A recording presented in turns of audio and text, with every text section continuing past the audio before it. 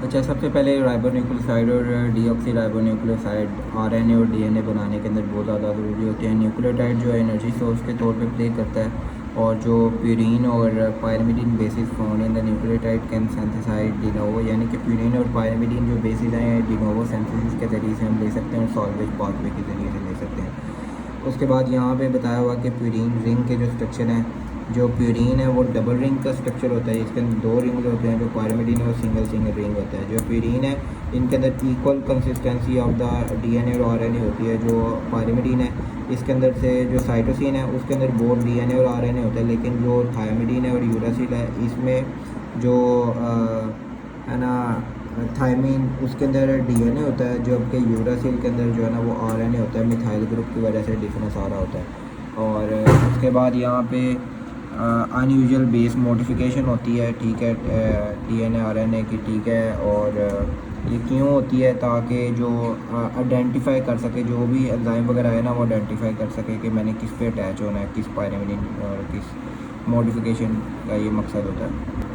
अच्छा, addition of pentose sugar to the base through an glycosidic bond, उसको हम nucleoside करते हैं। अगर न्यूक्लियोसाइड के अंदर फॉस्फेट ग्रुप ऐड करेंगे इसको हम न्यूक्लियोटाइड कहते हैं। और फॉस्फेट ग्रुप जो है ये जब भी किसी ऐड होता है इनके अंदर न्यूक्लियोटाइड या साइड के अंदर, तो वो नेगेटिव चार्ज देता है। हमारा मेन जो चीज़ है nucleotide, purine nucleotide synthesis. What is purine nucleotide synthesis? अच्छा, सबसे पहले हमने प्यूरीन रिंग के स्ट्रक्चर के बारे में मैंने थोड़ा सा बताना है। जो प्यूरीन रिंग का स्ट्रक्चर है ना, ये इसके अंदर 8 कार्बन होते हैं, ठीक है। 1 2 3 4 5 6 यहाँ पे डिफरेंट पोजीशन में। अब ये जो है यहाँ पे इन्होंने बताया हुआ है कि contributed by number of compound aspartate, glycine, glutamate, carbon dioxide and formin. अच्छा, ये जो N1 जो है ना, N1 ये वाला N1 जो है ये इसकी ये जो एस्पार्टेट बनाता है ना, ये हमने डिफरेंट कंपाउंड मिलके एक प्यूरीन, डिफरेंट ढेर सारे यहाँ पे कंपाउंड, जैसे कि यहाँ पे N1 पे एस्पार्टेट मिलता है, ठीक है। N1 से मुराद एस्पार्टेट लगा हुआ है, ठीक है। C4 C5 और N7 से मुराद इस रिंग के अंदर के वहाँ पे ग्लाइसिन अटैच है, यानी कि पहले एस्पार्टेट एक जगह अटैच है, फिर दूसरी डिफरेंट पोजीशन पे ग्लाइसिन अटैच है, फिर N3 और N9 पे ग्लूटामीन अटैच होता है, और C3 पे N10 फॉर्मल टेट्राहाइड्रोफोलेट अटैच होता है। और ये जब सब इकट्ठे हो जाते हैं तो एक प्यूरीन रिंग बन जाती है, एडेनाइन या गुआनिन। चलें अब प्यूरीन बनवाते हैं डिफरेंट कंपाउंड को ऐड करके। और ये लीवर के अंदर होता है। डी नोवो सिंथेसिस क्या हो रही होती है? डी नोवो सिंथेसिस का मतलब ये है कि जो लीवर के अंदर रिएक्शन, सीरीज ऑफ रिएक्शन चाह रहे होते हैं, छोटे छोटे कंपोनेंट्स को ऐड करते जाते हैं, उसको हम डी नोवो सिंथेसिस कहते हैं। इसके अंदर होता क्या है जी?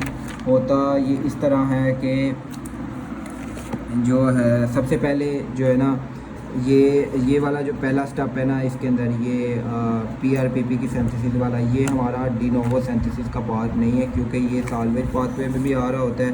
और इससे हम प्यूरीन तो सिंथेसिस कर रहे थे, लेकिन इससे बाद का जो है ना पायरिमिडीन की भी सिंथेसिस होती है, तो इसके लिए ये वाला जो है ना वो है कॉमन है। तो सबसे पहले क्या होना है, जो राइबोज 5 फॉस्फेट है उसके अंदर PRP सिंथेटेज लगेगा, ATP AMP में चेंज होगा और क्या बन जाएगा? PRPP 5 फॉस्फोराइबोसिल 1 पायरोफॉस्फेट बनेगा। क्या हुआ? फर्स्ट स्टेप क्या है हमारा डी नोवो सिंथेसिस का? राइबोज 5 फॉस्फेट था, वो PRPP में यानी कि 5 फॉस्फोराइबोसिल पायरोफॉस्फेट में चेंज हुआ इन the presence of PRP synthetase, और एक ATP AMP में चेंज हो गया। उसके बाद दूसरा स्टेप जो है वो रेट लिमिटिंग स्टेप है। इसके अंदर क्या हुआ?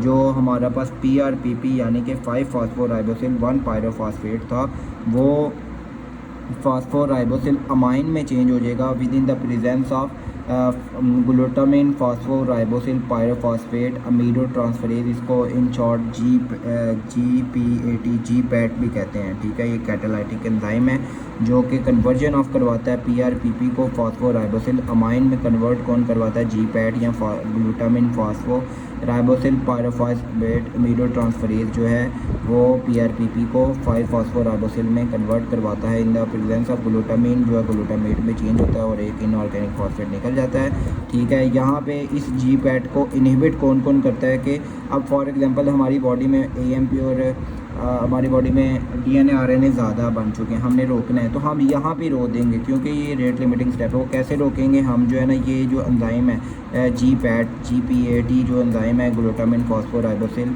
पायरोफॉस्फेट अमीनो ट्रांसफरेज, हम इसको यहाँ भी रोक देंगे AMP और GMP की मदद से। वो एक इनहिबिटर है, ठीक है।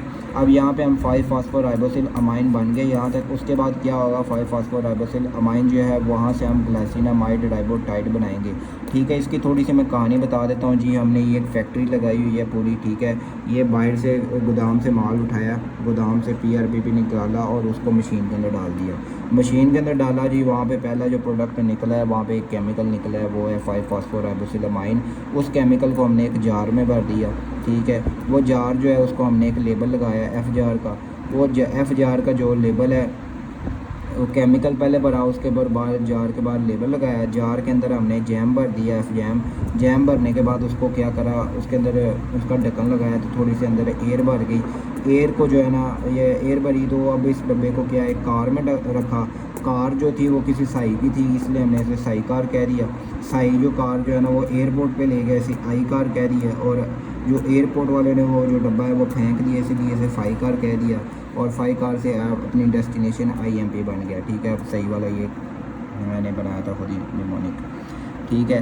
यानी कि 5 फास्फोराइबोसिल से जो पहला जार में हमने ऐड किया केमिकल, यानी कि ग्लाइसिन अमाइड राइबोटाइड बना, ठीक है। In the presence of glycine amide ribotide synthetase की प्रेजेंस में ग्लाइसिन के अंदर ATP ऐड होगा और ADP प्लस इनऑर्गेनिक फॉस्फेट बन जाएगा। अब ये जार जो है ग्लाइसिन अमाइड राइबोटाइड जो है ये कन्वर्ट हो जाएगा F जार में, यानी जो लेबलिंग वाला आपको याद करवाया कि N फॉर्मल ग्लाइसिन अमाइड राइबोटाइड बना है, ठीक है। ये किस एंजाइम की प्रेजेंस में, जार फॉर्मल ट्रांसफरेज की प्रेजेंस में, ठीक है। यहाँ पे N10 टेट्राहाइड्रो फॉर्मल टेट्राहाइड्रोफिलेट में कन्वर्ट होगा और ये क्या बन जाएगा, N फॉर्मल ग्लाइसिन अमाइड राइबोटाइड। यहाँ पे इस चीज़ों को साथ साथ नहीं पढ़ना है, कंफ्यूज करेंगे, इसको बाद में बताता हूँ क्या है, ठीक है। ये F जार जो है ये कन्वर्ट होगा जैम में, F जैम में तो ग्लूटामेट में और F जैम सिंथेटेज लगेगा और N formyl glycine amidine ribotide amide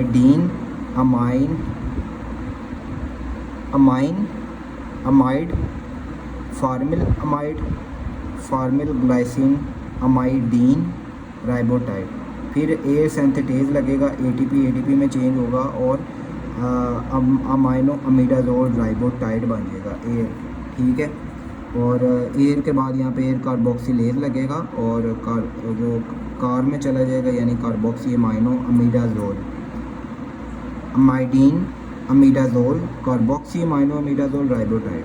carboxy amino imidazole के अंदर साइकार सिंथेटेज और एस्पार्टेट लगेगा, ये रट्टा वाला है, और यहाँ से साई की कार में बैठ जाएंगे, यानी सक्सिनाइल कार्बोक्सी अमाइड राइबोटाइड। और भी ये साई की कार से हमने जो है ना क्या किया, फ्यूमरेट निकाला। अच्छा, यहाँ पे जो है क्या था, कार्बन डाइऑक्साइड भी कहीं था। अच्छा, ये देखो जो है ना कार के अंदर कार्बन डाइऑक्साइड लोग बहुत ज़्यादा होते हैं ना, तो इसलिए ये हम हवा तो बंद कर दिए जार। तो जार को जब गाड़ी में गया ना तो उसके अंदर वो गाड़ी की जो थोड़ी कार्बन डाइऑक्साइड थी वो भी ऐड हो गई।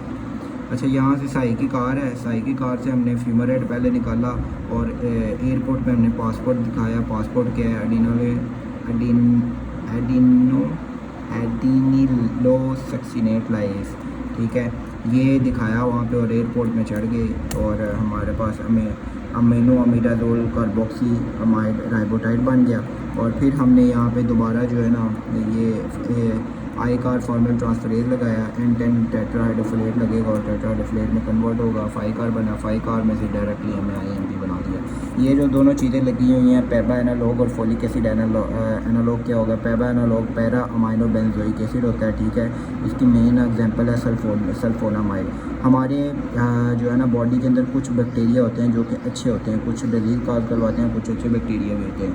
अच्छा, ये जो बैक्टीरिया है ना, इन्होंने क्या, नॉर्मली हम बैक्टीरिया से जो है ना फोलिक एसिड नहीं दे रहे होते। आप कहेंगे पूरे कहीं फोलिक एसिड का लफ्ज़ नहीं पड़ा, लेकिन ये देखो टेट्राफोलेट, फोलेट तो है ना, फोलिक एसिड ही है, तो ये नॉर्मली बैक्टीरिया अपना फोलिक एसिड अपना फोलेट खुद ही सिंथेसिस कर देते हैं, लेकिन बाद का जो है ना जब उनके अंदर कमी हो जाती है, डेफिशिएंसी हो जाती है, इनहिबिशन हो जाता है बैक्टीरिया के फोलिक एसिड की सिंथेसिस में, तो कभी कभी जो है ना ये वाला फोलिक एसिड भी ले लेते हैं। और ये एक ईजी कंसेप्ट बताया है यानी समझ के लिए। फोलिक एसिड एनालॉग जो है वो मेथोट्रेजेट है, जो कि इनहिबिट करती है डाई फ्लोएट को टेट्राहाइड्रोफोलेट में कन्वर्जन के लिए मेथोट्रेजेट जो है ना वो इनहिबिशन करवाती है।